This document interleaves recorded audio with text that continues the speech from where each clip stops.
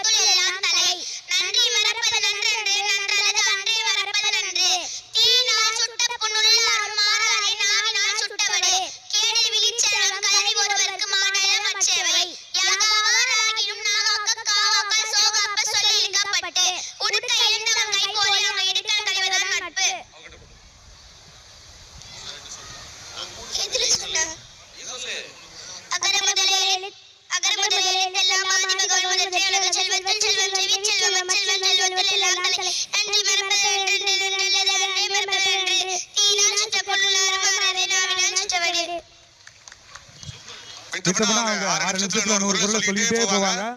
வாழ்த்துக்கள். மிக அற்புதமான திறமை.